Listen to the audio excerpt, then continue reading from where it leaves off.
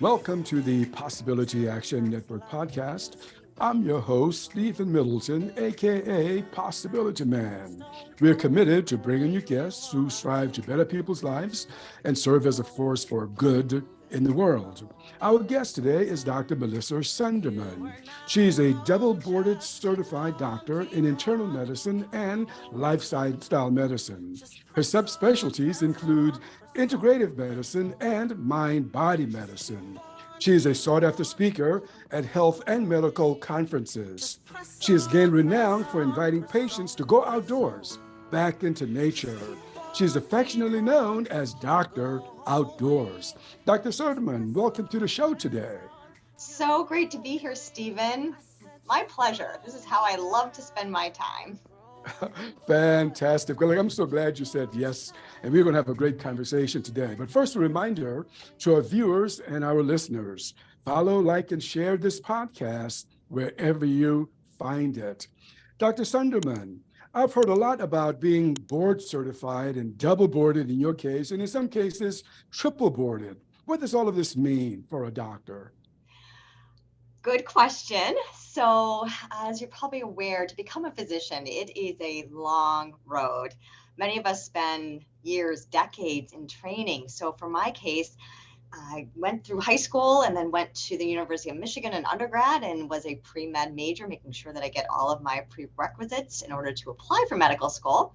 And then I went to Michigan State University, College of Osteopathic Medicine for medical school, which is 4 years.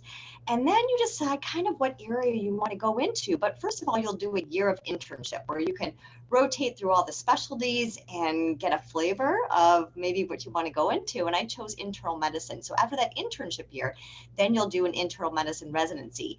And my combined internship and internal medicine residency was a total of 3 years. Now, if you want to specialize, then you'll go on to do more training in cardiology or pulmonology, endocrinology.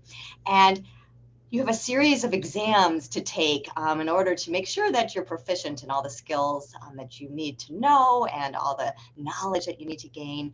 And then after you finish up residency, you can take another exam to become board certified. And that's a very rigorous test, going over everything that you've ever learned in medicine. And so I became board certified in lifestyle medicine. And then we do need to get recertified. In my case, for internal medicine, it's every 10 years. So you have to take an exam or you have to do modules just to make sure that you are keeping up your clinical skills and knowledge. And then I added a board certification in lifestyle medicine through the American College of Lifestyle Medicine, and I am boarded through the American Board of Lifestyle Medicine.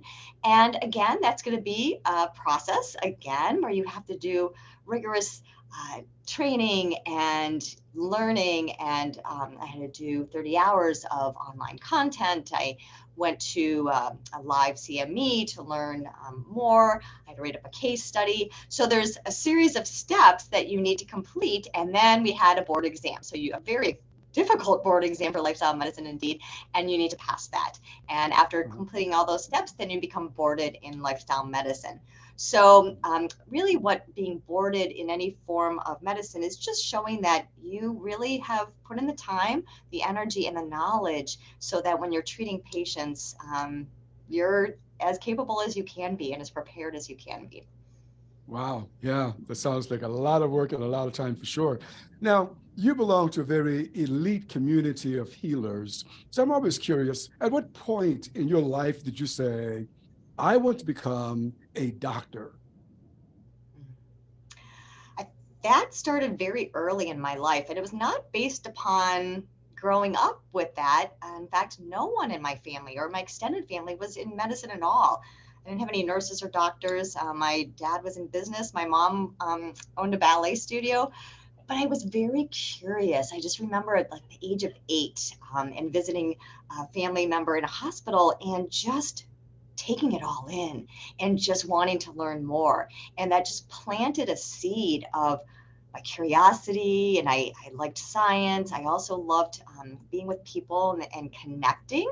And so I just sort of ran with that. And this is back, in the 70s. And then when I was in middle school and high school in the 80s, early 80s, and women really were not going into sciences. In fact, in my higher level science classes and my AP courses in high school, I was one of there's probably two women in our AP science classes, and the other woman, she became a doctor as well. So this is back when, women just weren't thinking about science or going into science. And when I was a freshman at the University of Michigan, it's really when the STEM movement took place, and they had a program called Women in Science. And it was a first, they were launching this. I was in the original cohort. I applied to be in it. And it basically paired the student, I was a freshman at the time, with a scientist. And so I ended up working in a lab, a toxicology lab at the University of Michigan, all 4 years. And then worked on doing research for an additional 2 years before I went to medical school. And so it really made me feel that women can do this, right? And empowering us. And we now know that STEM has become this powerful movement. And nowadays, medical school classes are at least 50% women. So I'm so proud to see that my gender has those opportunities. And I always felt that I did have that opportunity. However, I felt that I was outnumbered many steps along the way. And I have amazing colleagues, both male and female, but my female colleagues who are of my same age bracket, like we just, we kind of had to prove ourselves back then. But I'm very proud of my journey and where I'm at now.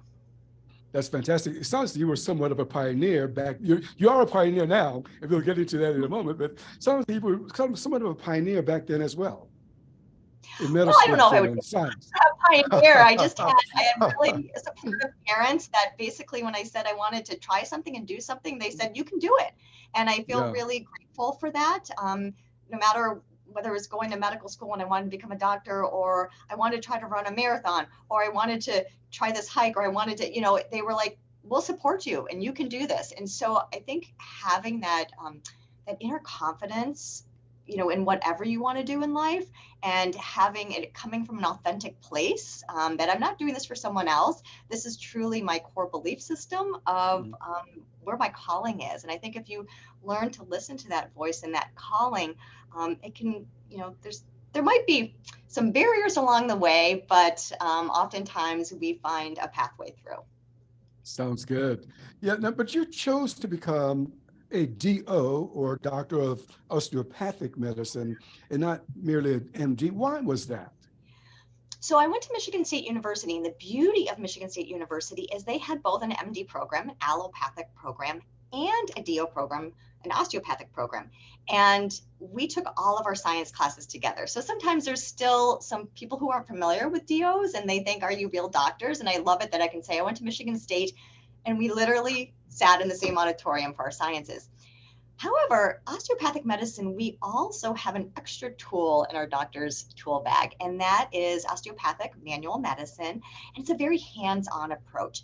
And what I really resonated with osteopathic medicine is that it's a very integrative philosophy, that the body is a whole and is an integrated system. And I think now that I am boarded in lifestyle medicine, I really think that was foundational of how I was trained as a DO, to think that everything is connected and your mind is connected to your body.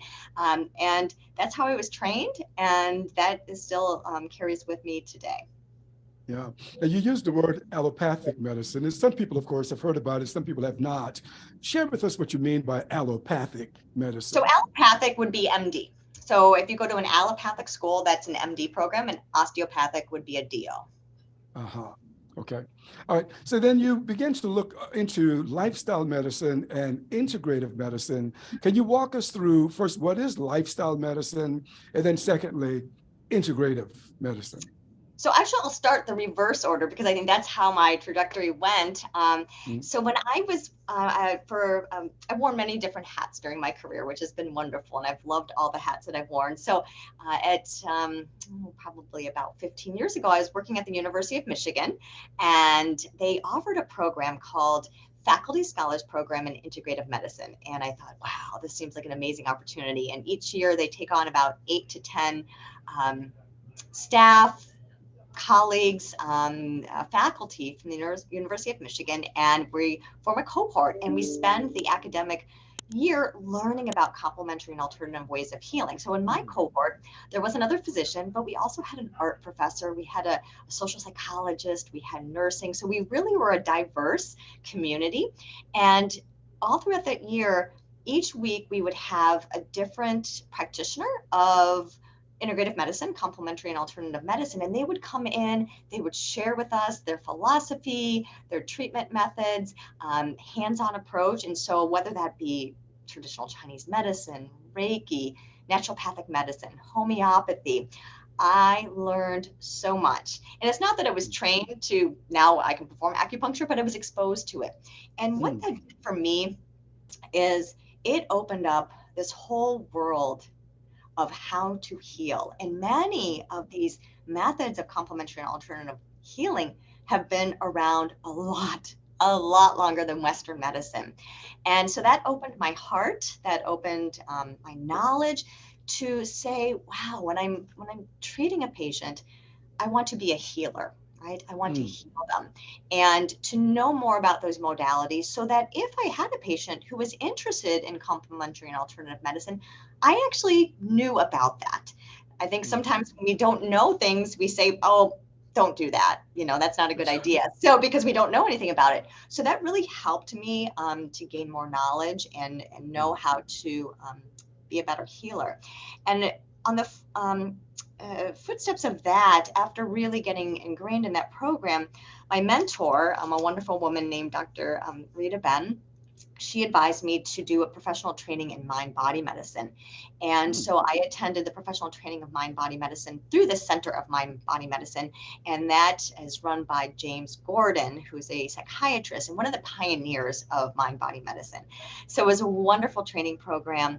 And I utilize still my skills from mind-body medicine every day in clinical practice and for myself. So my kids at that time, I had young kids, very busy family. We were always, on the side of a soccer field, or my daughter was a dancer and she dove. And so really trying to balance being a physician and a mom and our family life. And so I thought, I'm going to put a pin in this because I really want to explore learning more about ways that I can help my patients. And fast forward to about 2018 when my kids were heading off to college.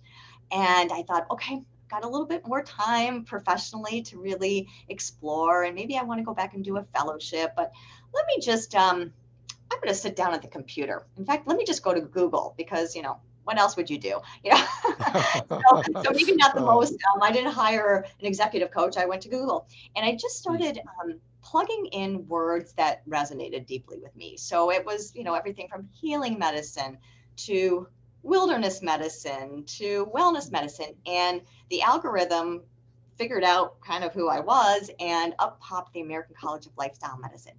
And I had not heard about lifestyle medicine prior to 2018. And I read through the mission of lifestyle medicine, the definition and the pillars of lifestyle medicine.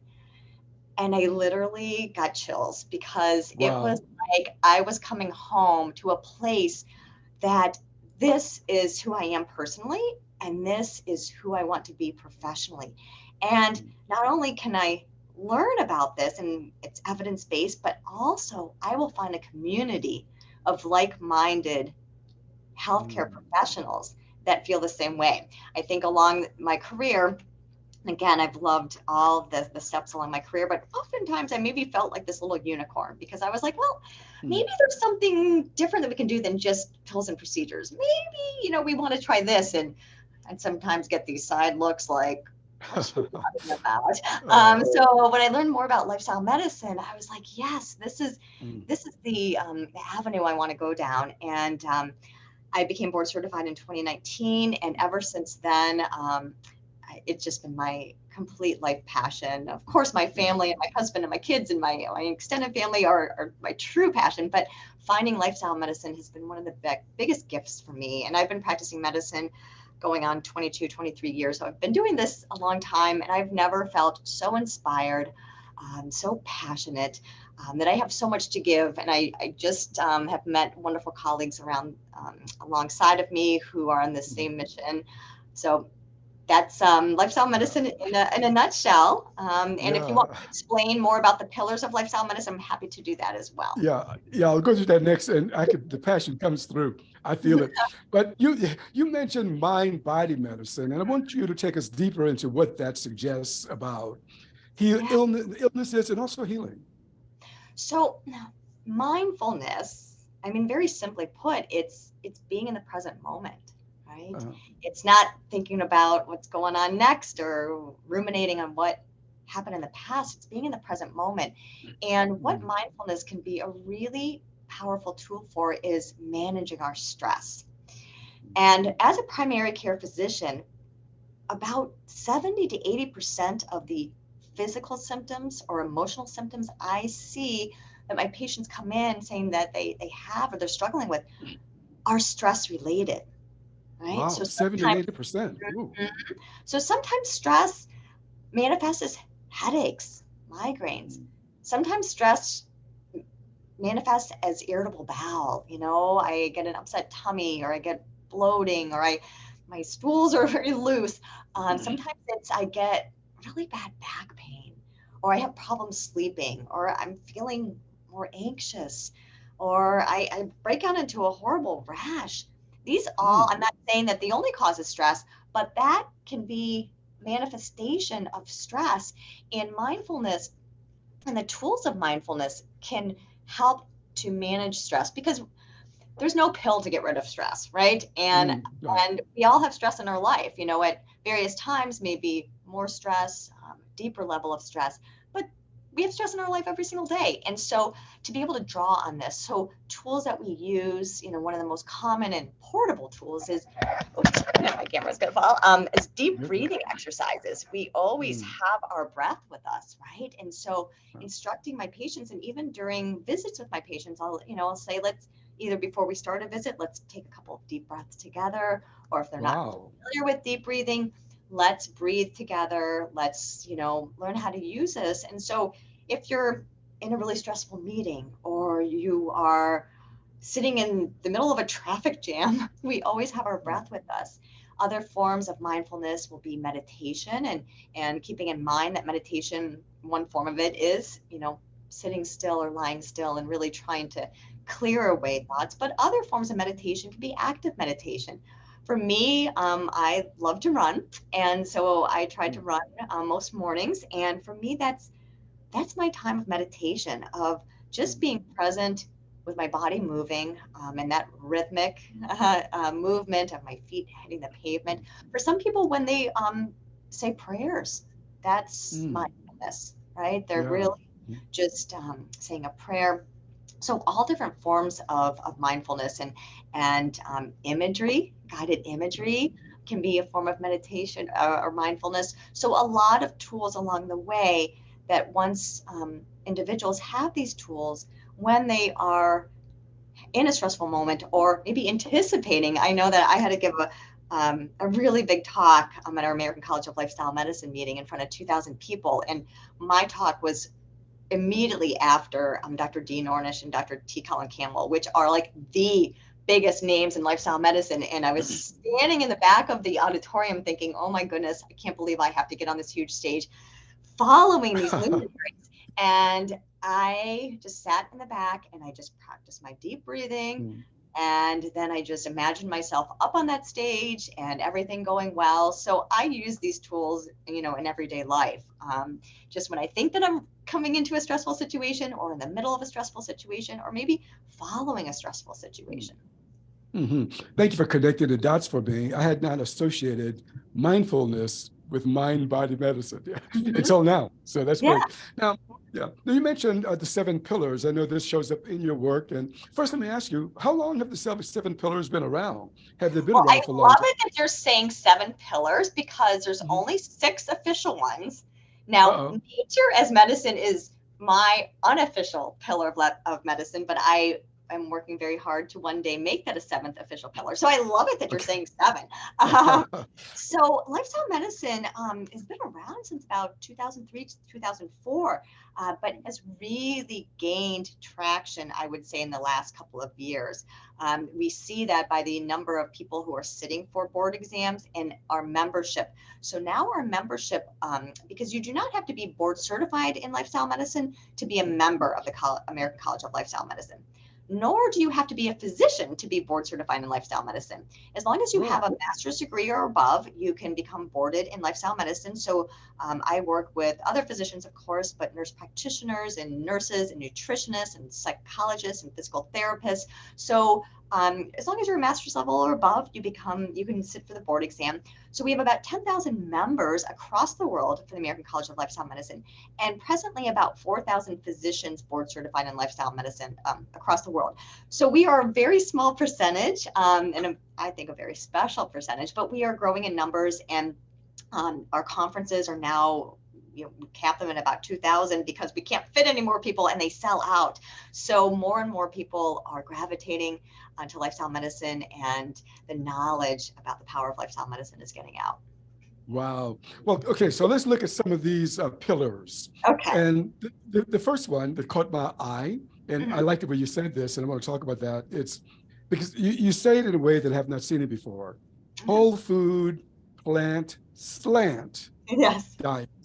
I'm just curious, before you tell it, well, yeah, tell us about that. Whole food, plant-slant. Right. So one of the all the pillars are equally important. And what I'd like to explain is, if you picture a bicycle wheel, okay, you've got a bike wheel, and you know that there's spokes on that bicycle wheel, right? Now, I don't know if you've ever been out riding your bike and one of the spokes breaks. I have, because I like to mountain bike and things like that. And when one of those spokes breaks, the wheel does not revolve, and it's not a good situation. You may crash. Just saying. So all of the pillars of lifestyle medicine are equally important. If we think them as all equally important spokes in that wheel to make a revolution. So first pillar, in no particular order, is nutrition. And we do advocate for a whole food, plant strong, plant slant dietary pattern. We know that plants in the form of fruits, vegetables, beans, whole grains, nuts, and seeds are really healing, healthful. In fact, Michael Pollan, who is a wonderful author who wrote The Omnivore's Dilemma and many other wonderful books, he basically sums it up wonderfully. His quote is, "Eat food, not too much, mostly plants." There it is. And nutrition is so nuanced, but there's more and more evidence to support the role of plants as far as healthful dietary patterns. Position statements from the American Diabetes Association, from the American College of Cardiology, just saying that a plant forward. And I think that it's really important that some people, like I am whole food plant-based, right? I really consume pretty much exclusively a plant-based dietary pattern, but you don't have to be, right? And so I think it's really important to meet individuals where they are.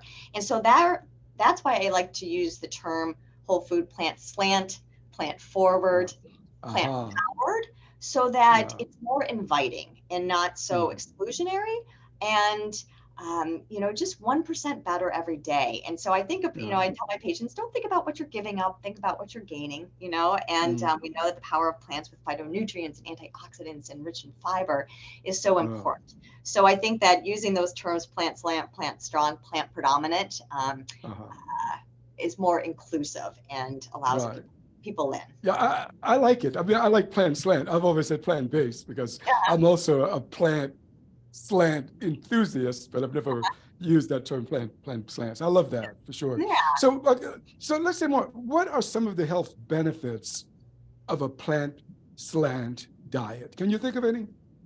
Oh, can I think of any?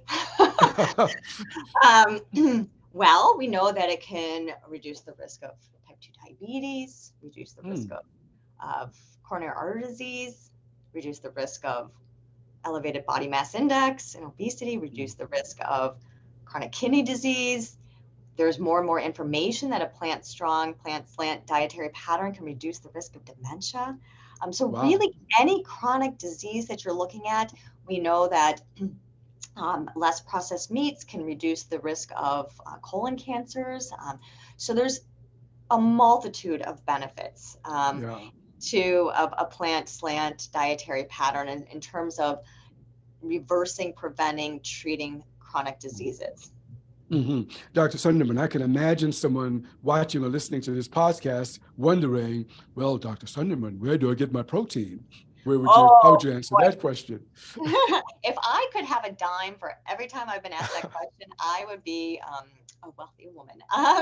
Mm, So the truth is that plants contain protein. They absolutely do. And we need protein in our dietary patterns. Absolutely. It's important for lean body mass and energy, and we have to get enough protein. However, I must say that in my 22 years of clinical practice, when I am sitting in my office with my patients, I mm, rarely see protein deficiency. Now, when I was a hospitalist and rounding at the hospital and I was taking care of very sick patients in the ICU, of course I would see protein deficiency. And we were measuring albumin, which is a protein marker, to make sure that they were getting enough protein and maybe have to do tube feeding to supplement that. And this is like end stage COPD or end stage cancer, things like that. But on day to day, most of my patients are not protein deficient. They're getting enough mm, protein. And I think it's educating about where you can get your bang for the buck, right? So yeah, really good protein sources for plants are going to be your beans and legumes, your whole grains like quinoa, um, things like that, your nuts and seeds. But even if you look, I've got a wonderful table that shows even things like broccoli, even things like, your fruits and vegetables all have protein, maybe not quite as mm, much as some of those beans and legumes and lentils and tofu and tempeh, and quinoa and oatmeal, but you can definitely get enough protein in yeah, a dietary pattern. And you just, like any kind of dietary pattern, you want to be smart about it, right? And you want to have yeah, a yeah, diversity of things that you're eating. But I don't think it's a problem in terms mm, of getting enough protein. I've yeah. worked with a lot of colleagues, and I'm very active myself, and it's worked for me. But I think, like just Mm. anything, you want to make sure you are getting enough protein. Right, indeed, indeed. I tell you, I love plant-based, is what I call it, and Mhm. I've witnessed dropping like over 40 pounds just by shifting to a Wow, plant-based diet. Yeah, yeah. that's So, wonderful. yeah, I love it. Now, you also mentioned movement, and I'm curious because some people, when you talk about, we talk about exercise. That's the word that comes up a lot for me. But in the seven pillars, it says movement. Tell me about that. So a lot of people use exercise and movement interchangeably. Mm, I happen to favor the term movement when I am counseling patients and I bring up exercise. A lot of times people get in their head of like, oh, you mean I have to go to a gym and get on one of those machines? It's so mm, boring. I don't enjoy it. mm, And then I'm going to have to lift heavy weights. And I don't know if I belong in a gym. Like, I don't mm. really fit in and I'm intimidated. Whereas if I talk about movement, I said, how do you like to move your body? Do you like to Yeah, go yeah. outside and go for a hike? Do you Mm, like to go bird watching? Do you like to play pickleball? Do you like to swim? Do you like to go fishing? Do you like to ride a bike? Do you like to yeah. dance with your, grandkids in your room? And they're like, oh, Mm, that's exercise? mm, And walking. yeah, Walking is one of the yeah. best forms of movement. So I think it's reframing and reminding people that moving our bodies should evoke joy. It should feel good to Mm, our bodies. And as a yeah. lifestyle medicine physician, I'm always looking for lifestyle behaviors that are sustainable. Mhm. So if I tell a patient, or if someone told me, you need to go get on, I'm going to pick a machine, you need to get on the elliptical for 45 minutes, at least 5 days a week. I really don't like the elliptical. I really don't. Do I still Uh, love it? I don't. And so I'm going to go, fine, I'll try it, but then I'm probably not going to continue it because I don't really enjoy it. And so, but if someone told me, hey, why don't you go take a hike outside? Try to go do that a couple mm, times a week. I'll go, yeah, I can do that. So it's really finding a way of moving our body and yoga and things like that, that Pilates, that feel good. And then that feeds back and people go, wow, I felt good to move my body. I want to do that again. yeah. Or, finding other people that you want to do this with. So again, we want to create sustainable lifestyle change, not just like one and done, check that box. Okay, now Right, I'm not going right. to do it Mm. anymore. Yeah, it shouldn't feel Yeah. like we don't want it to feel like punishment. We want it to Right. something that you look forward to doing rather than dread doing. Mhm. Right. I love that. That's a lot like plant-slant. It means that suggests to me you don't have to be a purist.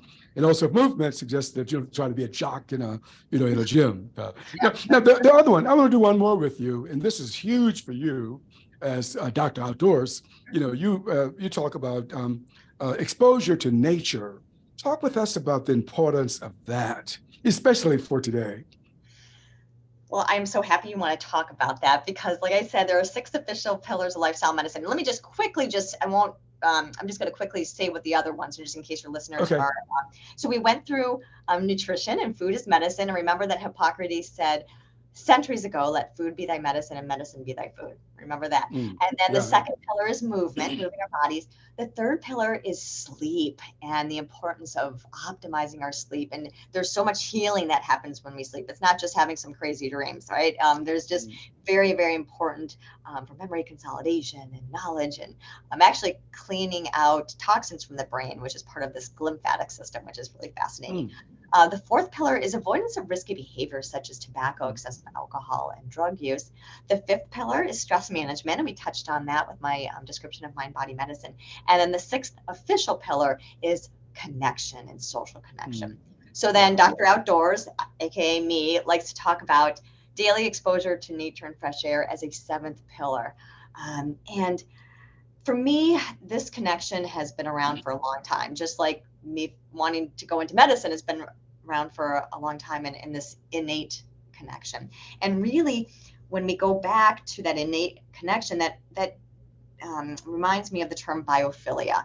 And biophilia is a term that was originally coined by Eric Fromm, who was a social psychologist, but most people are familiar with biophilia by E.O. Wilson. And he wrote a book about biophilia. And biophilia is the innate connection of all things living. So we as humans are living, and you've got 2 wonderful plants next to you. Those plants are living, the trees are living, the water is living, the animals are living. So we are nature, okay, because we're a living creature. And we have this innate connection to all things living. Now, unfortunately, society with technology and buildings and conveniences, we've separated that connection. But when we get people to go back to nature, they resonate with that. There's something about being in nature that I feel grounded, I feel present, I feel connected. And that's biophilia. So, because I always had this connection and felt good in nature, I was like, I don't know why it is, but I always want to be outdoors. And if I'm in a room, I want to open the window, I want to hear the sounds from nature, I want the fresh air. So I wanted to learn more about that because I was like, there must be some science behind this. And what we're finding is that, it's very intuitive and it's been around for a long time of connection to nature. But what we're seeing now is this resurgence and this awareness. And I'm hoping that I'm helping this cause of really getting people to learn about the benefits of nature. And studies are being done and research is being done and wonderful books and podcasts like yourself that are giving us stage time to talk about this. But really some of the early studies about the benefits of nature were in the 1980s with about forest bathing in Shinrin-yoku. And Dr. King Lee from Japan was very instrumental in these early studies. And some of his preliminary studies where he would take subjects out to the forest were looking at immune system. And he wanted to know if he knew that stress was related to our immune system. I think we've all felt that, where maybe in college you pulled an all-nighter or you've had a lot of emotional stress going on and then you get sick, right? And you're like, my goodness, I can't believe I'm getting sick right now. Well, that's because stress inhibits our immune system. So he really wanted to know if forests would reduce stress and therefore boost our immune system. So some of the early studies looked at levels of natural killer cell activity, and NK cells, natural killer cell activities, are really associated with the part of the immune system. And what he showed was when he took patients or subjects into the forest as opposed to taking them to an urban environment, they had higher levels of natural killer cell activity. They were actually building up their immunity and decreasing their inflammation. And so then they conducted more and more studies in the Japanese forest, and they looked at measures of salivary cortisol, which is a stress hormone. They looked at blood pressure, they looked at heart rate. And what they continually found was that being in a forest environment, as opposed to a very urban environment, that we saw lower stress hormones, lower blood pressure, lower heart rates. So those were some of the preliminary studies that were done several decades ago. And so now people are doing more and more studies. And what we've found consistently, and what I do recommend, is about 20 minutes of fresh air every day. That seems to be the sweet spot. I would love to go out, outdoors and have an outdoor office, but, most of us have to go to work or take care of kids or, do things, housework or go grocery shopping. But really, if you can get 20 minutes, that's where we really see a drop in that cortisol level. We see mood boosting, better well-being. We see decreased heart rate, decreased blood pressure, and increased that immune system. And then aiming for about 120 minutes per week. So that's usually my nature prescription, 20 minutes per day or 120 minutes per week. And I'll give you a little fun fact for your audience. And I'm going to teach you about phytoncides. So phytoncides, Phytoncides, phyton means plant, okay? And cidal means antibacterial, right? So anything green and living emits these organic volatile compounds called phytoncides. And the reason why they emit those phytoncides is to actually protect, is a protective mechanism to ward off, being infected by something that's going to kill them off. So they emit these phytoncides. Well, anytime we are around these green living organisms, plants, shrubs, trees, we inhale these phytoncides, and they do the same for us. So when we inhale phytoncides, it can help to boost our immune system, our natural killer cell activity. In fact, Dr. King Lee did a study where he infused some phytoncides into hotel rooms, and he saw that there was an increase in natural killer cell activity. So even if I have some individuals as patients who live in big cities, and so I'm like, well, go to Central Park, or go, if you're in Boston, go to the Boston Common, or at the very least have plants in your apartment or on your balcony, at your workplace, have plants, so that you're at least getting those phytoncides. There's also studies about just the sounds of nature, so bird song as opposed to urban songs. So sometimes if you can't get outside, just listening to nature, maybe the oceans or birds or a waterfall, can be really powerful in terms of our mental health. Well, Dr. Sundermann, you've just inspired me. I'm going to go in my backyard today. At the end of the day, I'm going to sit under a tree. And this weekend, I'm going to the park. I'm just going to go to a park. I love it. And I think that it's, really just implanting that idea that this is important. Some people think, well, I don't know if it's a nice day. And Dr. Outdoors, one of my favorite quotes is, there's no bad weather, just inappropriate clothing. And I feel like I can say that because I am from Ann Arbor, Michigan, and now I'm working in the Berkshire Mountains of Massachusetts, and we have the season called winter that lasts forever. So, as long as you got the right, jacket and gloves and hat and scarf and boots, I go outdoors every single day. So you don't take excuses. That's a good answer for not getting out there. Yeah, well, black ice, but even with black ice, you can get these things called, or you can get yak tracks, you can micro spikes. So there's even ways that you can get around that black ice. Okay.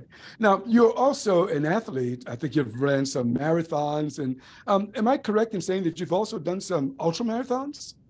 So I've done marathons, ultra marathons, and I've done some Ironman triathlons too. Whoa. So, and again, I grew up as a ballet dancer, so I am nowhere near an elite athlete. But again, it's just, I'm one of those individuals that's like, that sounds interesting and fun, and I'm going to give it a try, And so I really enjoy it. So what is it like to prepare for a marathon or ultramarathon? What is that like? And then my follow-up is going to be, what's it like to actually participate in one of those? Yeah, so I started off, again, like, never been a runner. A lot of people I know who do marathons are like, oh, I ran cross country and since middle school, and I was not that person. So I think in anything that you want to accomplish is preparation, right? And respecting what you're trying to accomplish. So a marathon is, it takes a lot of preparation, and in mindset. A big part of doing endurance events is mindset. So along the way, when I first started out, I had a training program for many years. I had a coach, and it was a husband and wife, and the wife, Karen McKeechee, was a world-class triathlete, and she was one of the pre-Title IX. She was an athlete in college back in the 60s, and was one of the top triathletes and runners in the country and the world. And they took me under their wing, and this was all brand new for me. And so I learned how to train. I had never done a track workout before. I had never run distances. And so I think it's, slowly building up, because again, when your body's not used to doing this, you can't just, it's like if you walked into a gym and you never lift weights, you cannot pick up that huge barbell. It's conditioning along the way, and you're getting your body to adapt. And so going from running 3 miles to, and with a marathon, I mean, now it's, I've done probably about over 25 marathons. I've done, the Boston Marathon 10 times. I'll be running it this year for my 11th Boston Marathon. So I'm still out there. And the great thing about the Boston Marathon is it's my favorite marathon. You have to qualify for it. However, if you are a female, and as you get older, well, basically as you get older, your qualifying time slows down. So I am in my mid 50s now, so I don't have to run as fast as I did when I first started doing marathons. But, I know how to prepare now because I've done enough of them. And it's basically, as you're building up on the weekends, one of the key factors in training for a marathon is your long run. And so you slowly want to increase that, right? And you build up to about 20 or 22 miles for your long run. You want to start your taper about 3 weeks out. And, during the week, doing some shorter runs and maybe doing some speed workouts. And so I've now gotten the feel for how to prepare. But a marathon is always tough. My daughter is actually running her first marathon on Memorial Day weekend. And I am doing the same marathon, but I am pacing the marathon. As I've gotten older and have enjoyed so much of what the running community has given to me, I am now giving back. So I will be a pacer, and I pace races from everything from a 5K distance up to a marathon. And what a pacer is that when people sign up to do a race, maybe they've never done a race before, or they're trying to get a certain time. And my role as a pacer is to basically be that motivation and that constant presence. So whatever pace that I'm pacing, I will make sure that we are completely on pace so that the people, my group, they don't have to worry about that. And, we hold a sign and we try to keep it light and lively. And when it gets tough, trying to motivate people and reminding them, okay, an aid station's coming up. I want you guys to think about taking in fluids, taking in some calories. Okay. Make sure, check in with yourself, how you're doing, how's your breathing. So it's a really rewarding way to give back to something that has given so much to me. So so I'm helping my daughter, she's 21, and doing her first marathon and really going through this training process. And, her goal is just to finish, and that's going to be great. But there's a point, every single time I've done a marathon, even when I was younger and in the best shape of my life, there's a point that you want to quit. It just happens. And this is where mindset comes in, right? And I go through these conversations in my head, and I go, wow, I really want to quit right now. And then I go, wow. And then I make these, bargains with myself. Well, maybe I can just get it to the next aid station. I get to, oh, I really want, this hurts. I'm tired. I don't want to do this anymore. And, if I quit, my family will still love me.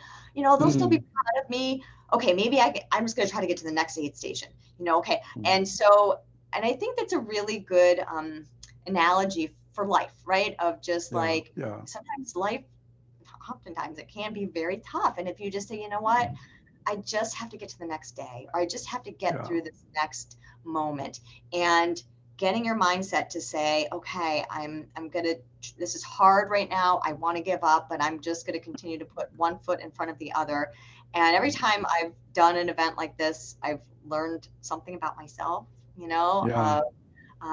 perseverance and resiliency. And then, when you cross that finish line, it doesn't matter how fast, how slow, how you got there. It's a wonderful feeling of joy and accomplishment, knowing that you did this yourself, and the energy around this, and the spectators. And I have a joke with my best friends or my running friends, and I often say, like, I will never go into politics, mark my word. But I say, really, if I ever went into politics, I would, my mantra would be running for world peace, because every time I'm out for a run, doesn't matter where I'm at, it doesn't matter, running in our friendships, and it doesn't matter what socioeconomic, what race, what gender, what political affiliation, we are just happy, accepting, welcoming, tolerant people. So I think that it's really been a big part of my life. That's wonderful, especially what you said about resilience and mindset and how to keep going when things get tough. Yeah. I've also seen this phrase associated with you, and I'll quote it in a moment. But my mother was the first person I've heard to use it, and it is, age is just a number. Did you say that, or did someone misquote you? Oh, I didn't come up with that. Yeah, no, that's thrown around, quite often. And really, that's, for me, I mean, again, respect the age, right? And even in my 50s now, when I look at, we'll just talk about athletics, look at things I used to be able to do, or recovery time, and I know how old I am now. Recovery time, or my muscles, or things don't snap back quite as much as they should. But I also think that this mindset, again, and really living a life under the pillars of lifestyle medicine, a life full of vitality. And we talk about one of the big trends is longevity right now, and we want to get people to live longer, and that's great. However, I don't want my patients to just live longer. I want them to live longer in a healthy way, right? Right. That if your last 10 years of life are spent completely in debility, what quality is that? However, if I can, so we talk about the difference between lifespan and well span. And I want to extend my patients' well span. That's what I want for myself.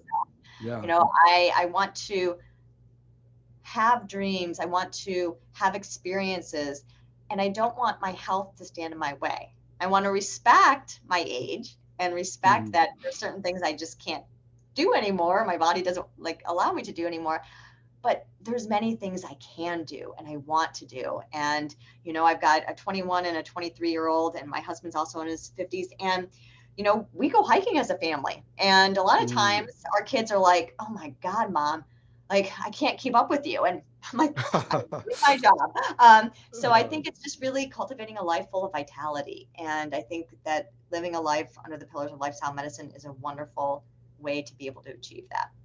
I love it, Dr. Sundermann. Gosh, this has been great. Look, is there anything else you care to share with us that we have not talked about? I don't think so. I think that if people want to learn more about lifestyle medicine, go to the American College of Lifestyle Medicine to learn more.